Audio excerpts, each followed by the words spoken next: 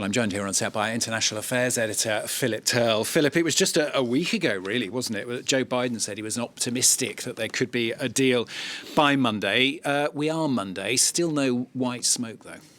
No, still no white smoke, and I think still some optimism that some kind of deal could be hammered out within the next 48 hours or so, but still quite a few hurdles to be overcome. Let's have a look at some of those main points in the deal, shall we, to begin with. It's due to last for 6 weeks if it's finally signed. There will be 40 hostages who will be freed. They're mostly said to be the fragile and the vulnerable. Remember last time round it was women and children who were mostly freed in exchange for Palestinian prisoners. This time round, 400 Palestinian prisoners are due to be released from Israeli jails, and 500 UN aid trucks are scheduled to enter Gaza to bring in that desperately needed humanitarian aid. Now, it's also believed that Israeli soldiers may move away from some of Gaza's most populated areas, notably in the north of the Gaza Strip, to allow many of the Palestinians to return to their homes there. But so far, no absolute signal that that is going to be the case.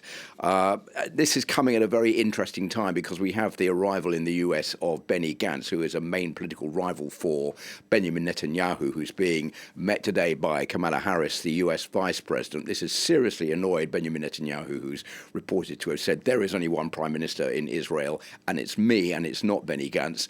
But it leads one to believe that there's so much desperation in the US about the fact this ceasefire is so long coming that they're sort of turning their back on Benjamin Netanyahu and trying to work an agreement out with Benny Gantz if he's a replacement for the Israeli prime minister in upcoming elections in the country.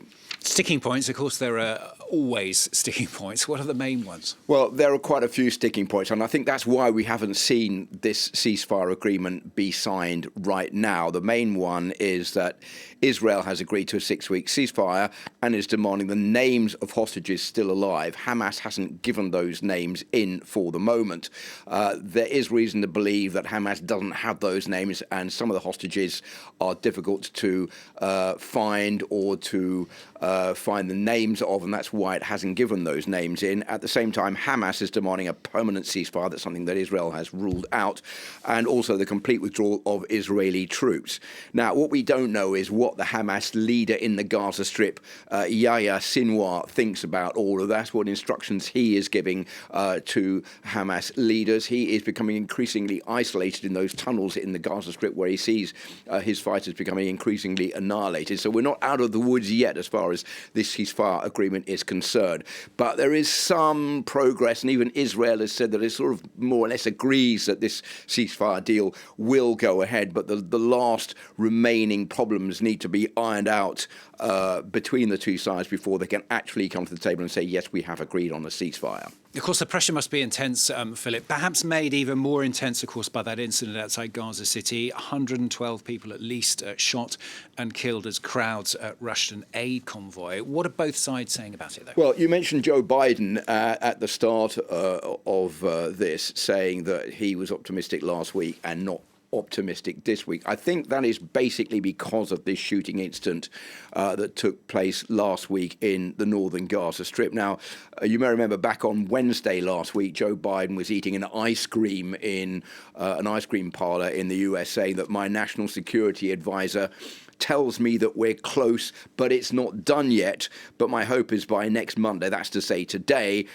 we will have a ceasefire. Then on Friday, a day after this attack happened, he said, well, it's probably not going to be my Monday, but I am hopeful. But certainly that attack has had an effect on trying to get that ceasefire signed. What we've seen here is a contradicting view from both sides. On the side of the Israelis, they say, well, we only shot into the air. Our troops were scared about being mobbed by this group of Palestinians, and that's why there were casualties involved, because some of them were crushed under tanks. What the Palestinians are saying, and the Palestinians who were there, who have ended up in hospital, who have been injured, are saying, no, that's not what happened. We were shot at by Israeli forces. We were Palestinians who were unarmed. We are starving to death. We are desperate for humanitarian aid, and that's why we were trying to get as much as we could from this package. You have to remember that this humanitarian aid was dropped into the Gaza Strip by the United States. This is quite an extraordinary move, Stuart, because normally when humanitarian aid is dropped into an area, it's because that's the only way that humanitarian can be got in there. For example, in areas which were controlled by the Islamic State. Remember that. This is not the case in the Gaza Strip, where Israel is controlling the borders and Israel can let those aid convoys in if it wants to. That's why I think there was so much of a mob attacking this truck, trying to get this aid, and that's why there's been calls from the international community for a large investigation into exactly what happened. That's pushed back this ceasefire deal. Even Emmanuel Macron has come out this week on X saying, I'll quote you what he said, expressing his anger and demanding truth and justice regarding the role of Israeli soldiers in the incident. And speaking on French radio on Friday, the foreign minister Stéphane Séjourné said Paris would back the United Nations call for an independent investigation into what had happened. But whatever happens in the next 48 hours, hopefully a ceasefire is on the way. We just have to wait and see whether or not both sides can come to the table and agree that it has finally been signed.